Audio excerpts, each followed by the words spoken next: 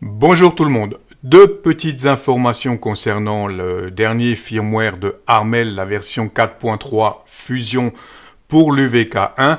Je vous ai fait la vidéo hier. Armel vient déjà de nous proposer un petit correctif. Donc on passe déjà à la version du firmware, à la version 4.3.1 comme vous le voyez ici, pour faire la mise à jour de votre UVK1. Donc la procédure de mise à jour est la même que celle que je vous ai déjà expliquée, bien entendu. Il vous suffira de télécharger ce fichier binaire. Voilà pour la première information.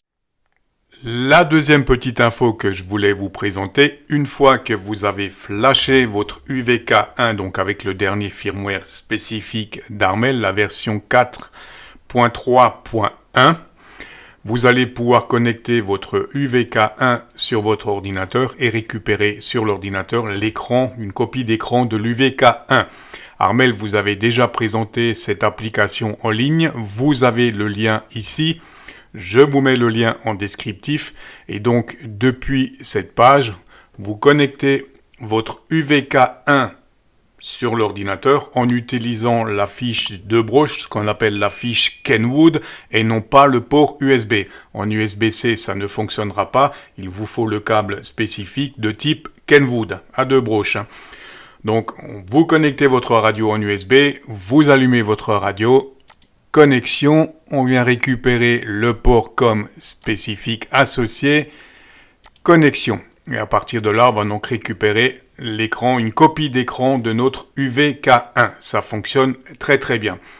Voilà, donc cette application peut être intéressante tout simplement si vous voulez avoir une copie de l'écran de votre K1 sur l'ordinateur, mais elle peut surtout être intéressante pour faire des documentations sur cette radio par exemple, pour faire des copies d'écran comme on va le voir.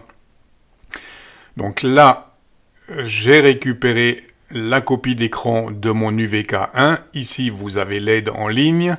Donc, on a les touches de clavier P, I qui vont nous permettre d'activer l'effet LCD et d'insérer, donc, comme vous le voyez, les couleurs de premier plan et d'arrière-plan. Je vous montre ça tout de suite.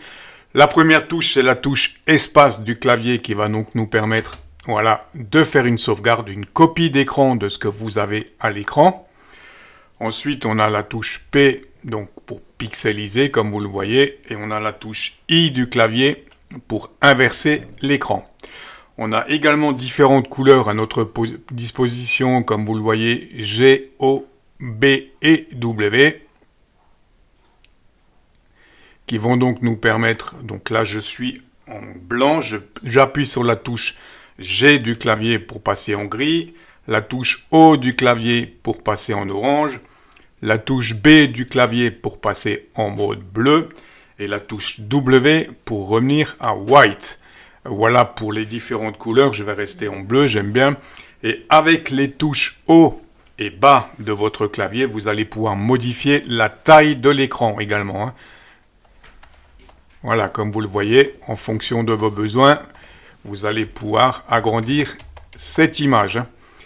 Voilà pour la deuxième information et la petite présentation de cette application. Donc ce n'est pas vraiment une application, c'est un site en ligne qu'Armel a mis en ligne. Et encore une fois, merci Armel pour tout ce travail.